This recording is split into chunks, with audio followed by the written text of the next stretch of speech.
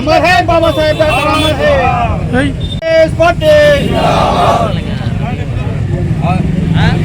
అందరికీ కూడా ఎన్నో సంవత్సరాల నుంచి దానికి ఉద్యమాలు చేస్తూ ఎంఆర్పీఎస్ నాయకులందరూ కూడా దీనికోసం కృషి చేసినందుకు దానికి సహకారంగా ఈరోజు ముఖ్యమంత్రి గారి అండతో మనం ఏబిసిడి వర్గీకరణ అనేది పూర్తి చేసుకోవడం జరిగింది. వీళ్ళందరికీ కూడా ముందుగా ధన్యవాదాలు, శుభాకాంక్షలు తెలియజేసుకుంటున్నాను.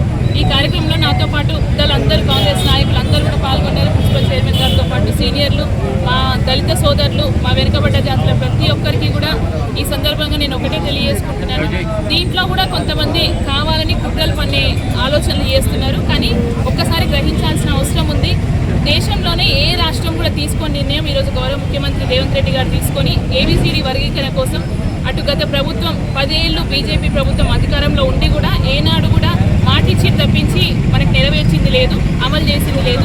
ఇది జరగని పని, ఇలానే కొనసాగితే కష్టం అవుతుందని కోర్టుని ఆశ్రయించి మన పెద్దలు బట్టి విక్రమార్క గారు కావచ్చు, మన అన్న పక్కన అలంపూర్ సంపత్ గారు వీళ్ళందరూ కూడా వెళ్ళి కోర్టుని ఆశ్రయించి ఈరోజు ఈ తీర్పు రావడానికి కారకులు అయ్యిండ్రు. సో ఖచ్చితంగా రేవంత్ రెడ్డి గారి ఆధ్వర్యంలో ప్రతి దళిత బిడ్డకు కూడా న్యాయం చేసే విధంగా అంటే ఉమ్మడి రాష్ట్రం ఉన్నప్పుడు ఏబిసిడి అంటే 1:7:6:1 రేషియోలో మనకి షేర్ ఉండేది. బట్ ఈసారి రాష్ట్రం సపరేట్ అయింది కాబట్టి తెలంగాణ రాష్ట్రంలో ఉన్న జనాభా ప్రకారము ఏ కులం వాళ్ళు అంటే ఉపకులాలలో ఏ కులానికి ఏ పర్సెంటేజ్ రావాలన్నది ఖచ్చితంగా న్యాయపరంగా అంటే డిస్ట్రిబ్యూషన్ జరుగుతుంది. సో ఎవరు కూడా ఇక్కడ అంటే లెఫ్ట్ అండ్ రైట్ అంటే మాదిగలలో కొంచెం ఇబ్బందులు పాలవుతుంది, కొంచెం ఆలోచనలు పడ్డరు.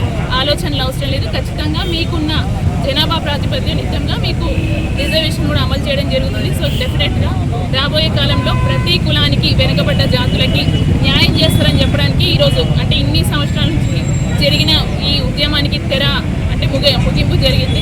సో ముఖ్యమంత్రి గారు వెనుకబడ్డ జాతులకి పెద్దపీట వేయబోతున్నారు అనేది ఈరోజు స్పష్టమైంది. సో మా గౌరవ ముఖ్యమంత్రి గారికి పెద్దలు అంబేద్కర్ గారు చూపించిన మార్గాన్ని అంటే మార్గదర్శకంగా తీసుకొని ముందుకెళ్తున్నందుకు మరొక్కసారి ధన్యవాదాలు తెలియజేసుకుంటూ మా దళిత బిడ్డ అందరి తరఫున ముఖ్యమంత్రి గారికి కృతజ్ఞతలు తెలియజేసుకుంటున్నాను.